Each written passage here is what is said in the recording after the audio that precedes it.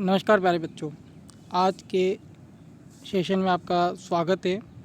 आज हम जो भाग 1 कल हमने पढ़ा था राम लक्ष्मण परशुराम संवाद, इसी का भाग 2 जिसमें हमारा तीसरा और चौथा चौपाई और दोहा है, इसका हम अध्ययन करेंगे।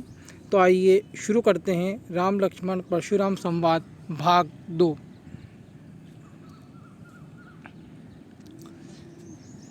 बिहसी लखन बोले मृदुबानी, अहो मुनि सुमहाभट मानी। पुनि पुनि मोहि दिखाव कुठारू, चहत उड़ावन फूकी पहारू। इहाँ कुम्मड़ बतिया को नाही, जे तरजनि देखी मरि जाही। देखी कुठारू सरासन बाना, मैं कछु कहा सहित अभिमाना। भृगुसुत समझु जनेऊ बिलोकी, जो कुछ कहो सहो रिस रोकी। सुर महिसुर हरिजन अरुगाई, हमरे कुल इन पर न सुराई। बधई पापु अपकीर तिहारे, मारतहूँ पाप परिय तुम्हारे। कोटि कुलिस सम बचनु तुम्हारा, व्यर्थ दरहु धनु बाण कुठारा। ये हमारा चौपाई का सोस्वर वाचन था। अब दोहे का सोस्वर वाचन हम करते हैं। जो बिलोकी अनुचित कहो, क्षमहु महामुनि धीर। सुनी सरोष भृगुवंश मणि, बोल गिरा गंभीर। जैसे कि कल हमने पढ़ा था कि जब राम के द्वारा शिव का धनुष सीता स्वयंवर में टूट गया तो परशुराम इससे क्रोधित हुए और सभा में आकर के वे पूछने लगे कि ये शिव का धनुष किसने तोड़ा है। इसी बात को लेकर के लक्ष्मण और परशुराम के बीच में विवाद होने लगा। उसी संदर्भ में ये बताया गया है। तो देखिए, बिहसी लखनु बोले मृदुबानी, यानी परशुराम की बातों को सुनकर के लक्ष्मण हंसकर के बोले, अहो मुनीसु महाभट मानी। अरे मुनि, आप हमें महाभट यानी महामूर्ख मान रहे हैं। पुनि पुनि मोहि देखाव कुठारू। पुनि पुनि अर्थात बार बार आप मुझे अपना परसा दिखा रहे हैं। चहत उड़ावन फूकी पहाड़ू, आप मानो फूंक मार कर के पहाड़ को उड़ाने का प्रयास कर रहे हैं। अर्थात आप मुझे परसे से जो डरा रहे हैं, आपको लग रहा है कि आपका परसा देख के मैं डर जाऊंगा, तो आपका ये प्रयास उसी तरह व्यर्थ है जिस तरह फूंक मार कर के पहाड़ को नहीं उड़ाया जा सकता। उसी तरह से आपके परसे को देख कर के मैं डरने वाला नहीं हूँ। यहाँ कुम्मड़ बतिया कोहू नाई। देखिए, कुम्मड़ बतिया एक बेल लता का नाम होता है और एक अंधविश्वास या परंपरा हमारे संस्कृति में पली हुई है कि कुम्मड़ बतिया की बेल को यदि हम तर्जनी उंगली से दिखाएंगे तो वो कुम्मड़ बतिया की बेल 1 या 2 दिन के अंदर सूख करके नष्ट हो जाएगी। तो कुम्मड़ बतिया उसी बेल को लेकर के लक्ष्मण कह रहे हैं कि मैं जो हूँ कुम्मड़ बतिया की बेल नहीं हूँ जो आपकी तर्जनी उंगली को देख करके ख़त्म हो जाऊँ। अर्थात जिस तरह तर्जनी उंगली को देख करके कुम्मड़ बतिया की बेल नष्ट हो जाती है, उसी तरह से मैं आपकी तर्जनी उंगली को देख करके नष्ट होने वाला या डरने वाला नहीं हूँ। और आगे कहते हैं, देखी कुठारू सरासन बाना। मैंने आपके पास में कुठारू यानी परसा, सरासन यानी धनुष बाण देखे। मैं कछु कहा सहित अभिमाना। जब मैंने आपके पास में परसा धनुष बाण देखा तो मैंने सोचा कि आप क्षत्रिय हैं, इसीलिए मैंने अभिमान के साथ में आपको कुछ कड़वे वचन भी कह दिए।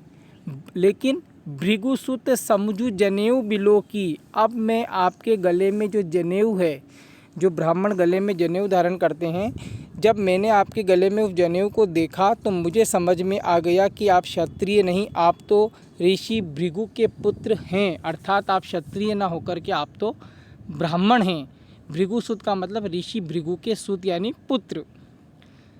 तो आपके गले में जनेऊ देख के मुझे समझ में आ गया कि आप ऋषि भृगु के पुत्र हैं और आप क्षत्रिय नहीं ब्राह्मण हैं।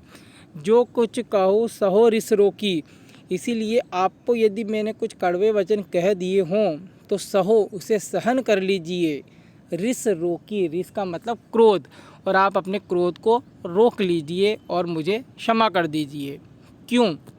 अब इसका कारण बताया है कि लक्ष्मण क्यों आखिर परशुराम से ब्राह्मण समझ करके जान करके युद्ध करना नहीं चाहते। सुर महिषुर हरिजन अरु गाय। देखिए सुर यानी देवता, महिषुर यानी ब्राह्मण, हरिजन यानी ईश्वर के भक्त, अरु मतलब स्त्री औरत, गाय यानी गाय। ये 5 नाम लक्ष्मण ने बताए हैं, देवता, ब्राह्मण, ईश्वर के भक्त, स्त्री और गाय।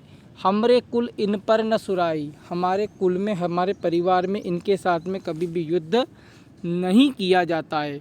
हमरे कुल यानी हमारे कुल में, इन पर यानी इनके ऊपर, सुराई यानी हमला नहीं किया जाता है। अब क्यों नहीं किया जाता है?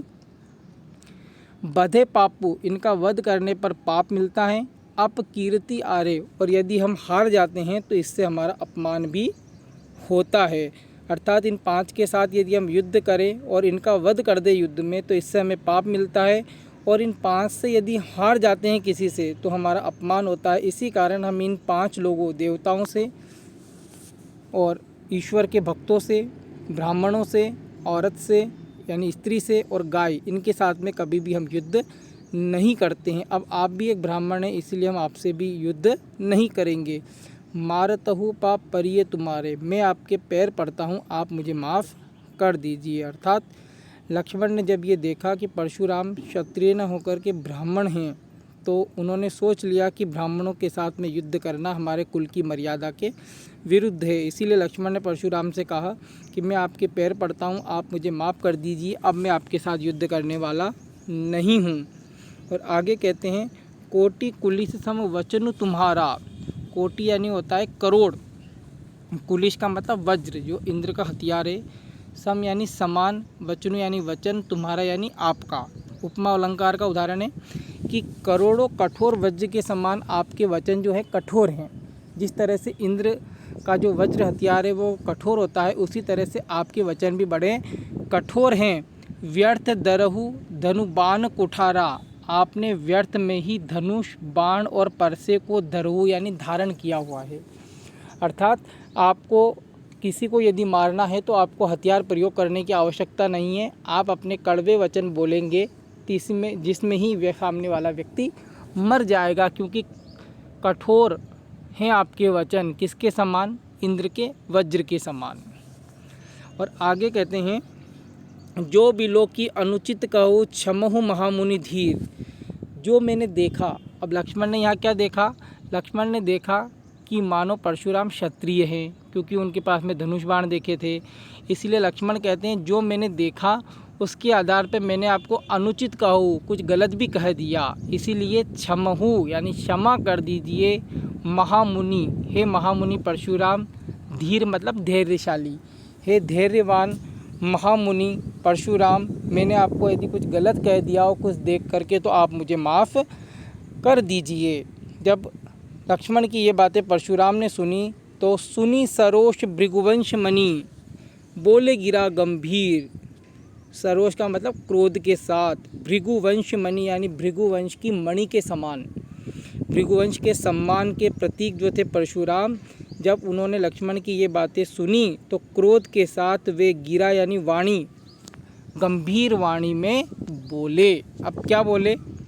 नीचे इसका कुछ भावार्थ भी दिया गया है, जिसको मैंने ऊपर एक्सप्लेन किया है, स्पष्ट किया है। एक बार फिर पढ़ लेते हैं। परशुराम की बात सुनकर लक्ष्मण हंसते हुए बोले, हे मुनि, आपने हमें महामूर्ख मान लिया है। आप हमें बार बार परसा दिखा रहे हैं, शायद आप फूंक मारकर पहाड़ उड़ाना चाहते हैं। यहाँ हम कुम्मड़ बतिया की बैल नहीं हैं जो आपकी तर्जनी उंगली को देखकर मर जाए।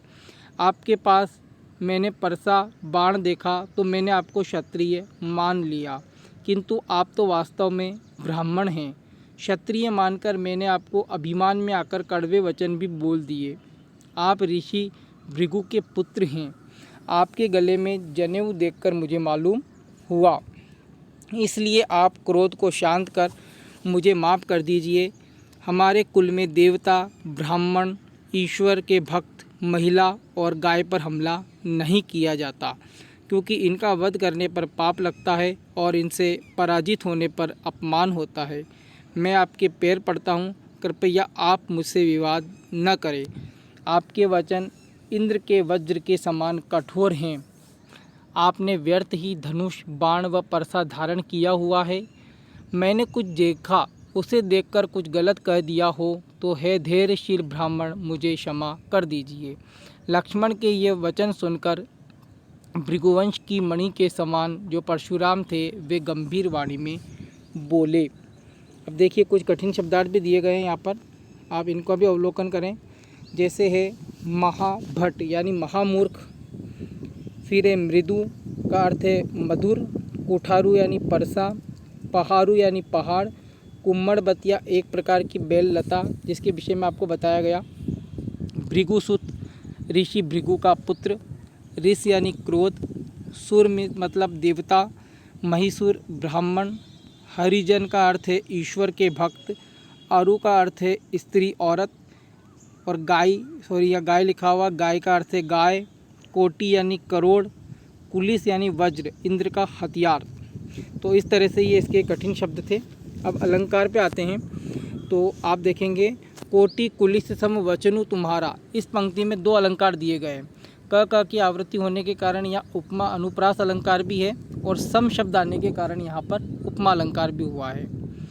बोले गिरा गंभीर, ग की आवृत्ति है तो यहाँ पर अनुप्रास अलंकार, और तर्जनी देखी मरी जाही विशेष बात हो गई है तो यहाँ पर है विशेषोक्ति अलंकार, या फिर यहाँ पे हम अतिशोक्ति अलंकार भी मान सकते हैं। तो ये हमारा व्याकरण का भाग था।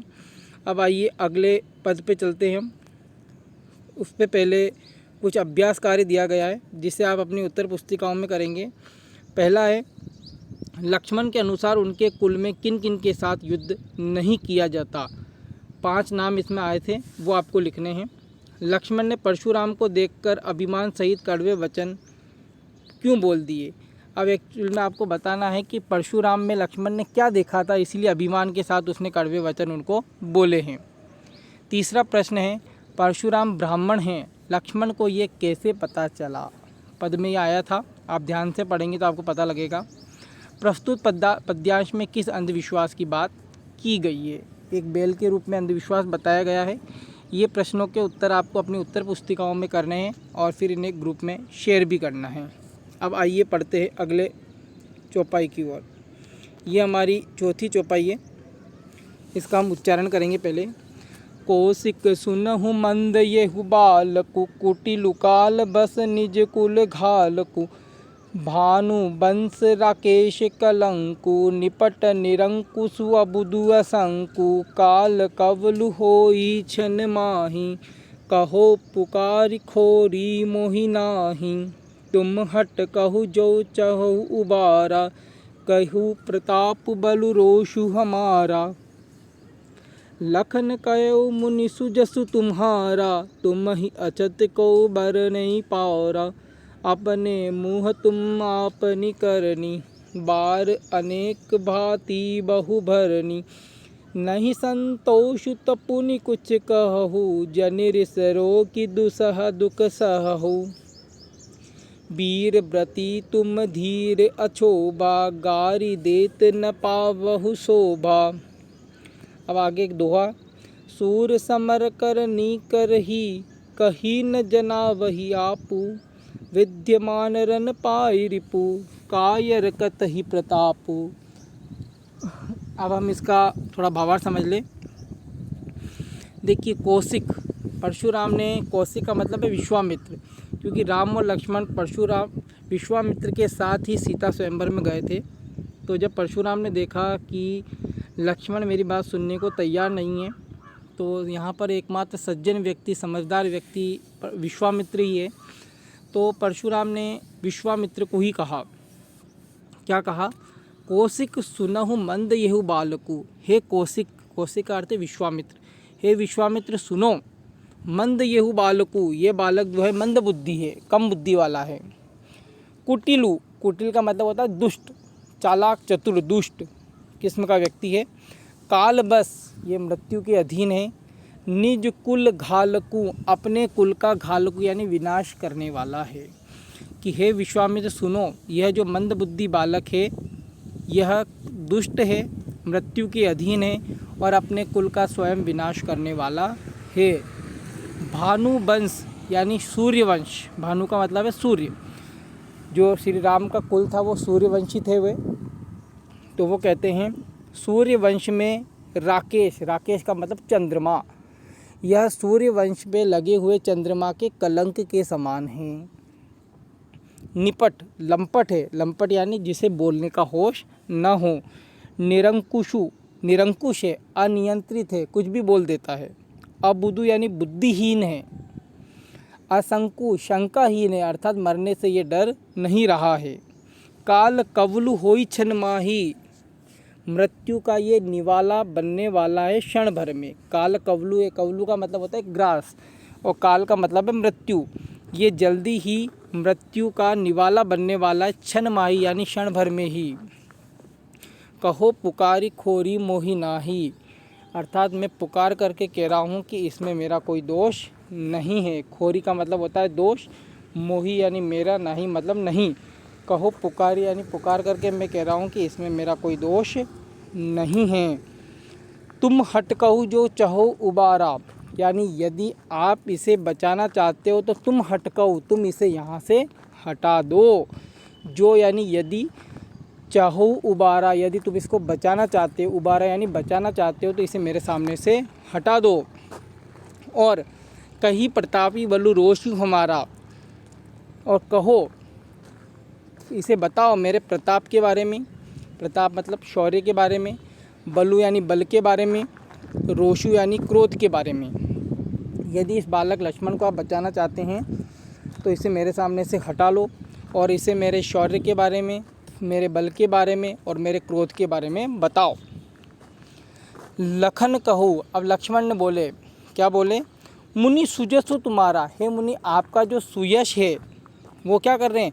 तुम ही अछत को बरने पारा, अछत मतलब निरंतर, बरने यानी वर्णन करना। हे मुनि आप अपने गुणों का, अपनी वीरता का स्वयं ही लगातार वर्णन करते चले जा रहे हैं।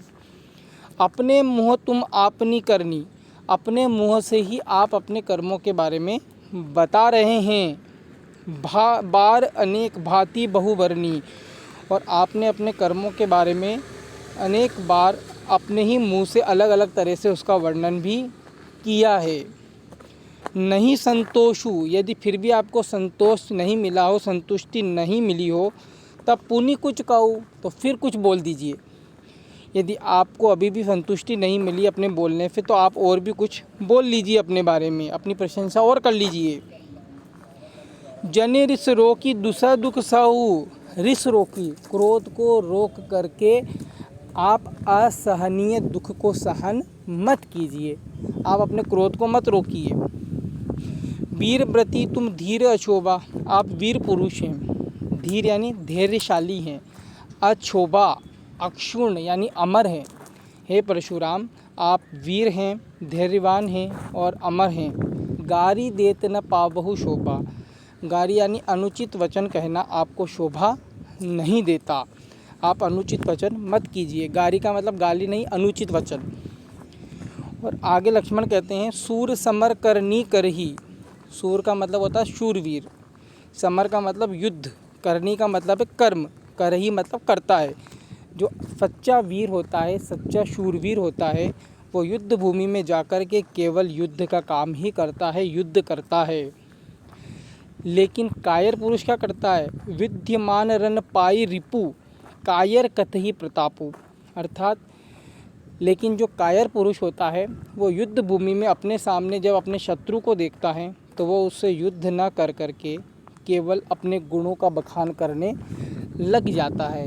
अर्थात कुल मिलाकर लक्ष्मण अस्पष्ट रूप से परशुराम को वीर न मान करके कायर मत मानना चाहते हैं।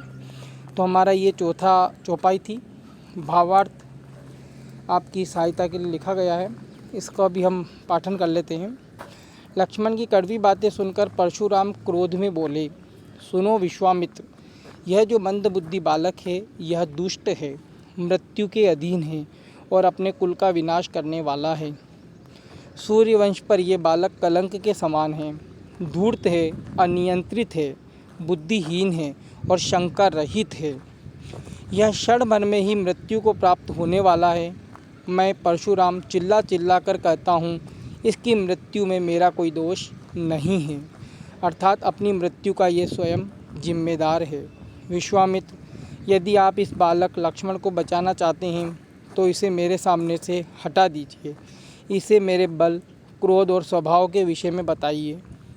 परशुराम की ये बातें सुनकर लक्ष्मण बोले, हे मुनि, आप ही लगातार अपने यश का गुणगान करते जा रहे हैं। आपने अपने ही मुँह से अपने कर्मों की अनेक बार प्रशंसा की है। यदि अपनी प्रशंसा करके अभी भी आपको संतुष्टि नहीं हुई हो तो अधिक प्रशंसा आप कर सकते हैं। अपने क्रोध को रोककर आप कष्ट सहन मत कीजिए। आप वीर और धैर्यशील पुरुष हैं। आप शब्द बोलना आपको शोभा नहीं देता।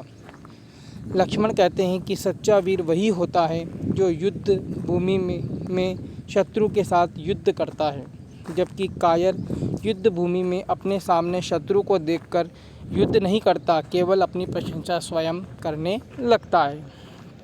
कुछ कठिन शब्दार्थों को देख लेते हैं।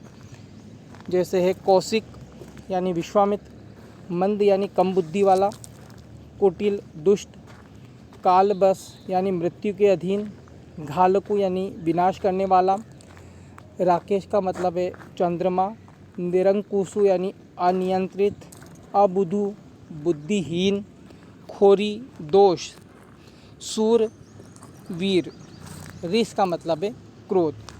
अब कुछ व्याकरण कार्य भी इसमें हैं, आप इसमें से कुछ अलंकारों को छाड़ करके लिख सकते हैं। अब अभ्यास कार्य, परशुराम ने लक्ष्मण की क्या क्या विशेषता बताई है। 3-4 विशेषता भी आपके सामने स्पष्ट की गई, तो इसका उत्तर आपको लिखना है।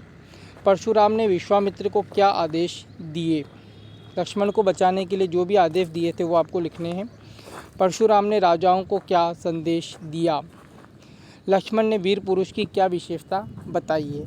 तो आपको ये प्रश्नों के उत्तर अपने उत्तर पुस्तिकाओं में करने हैं और आप इसका अध्ययन करें, स्वस्वर वाचन करें और एक बार भावार्थ को समझने का इसका प्रयास करें।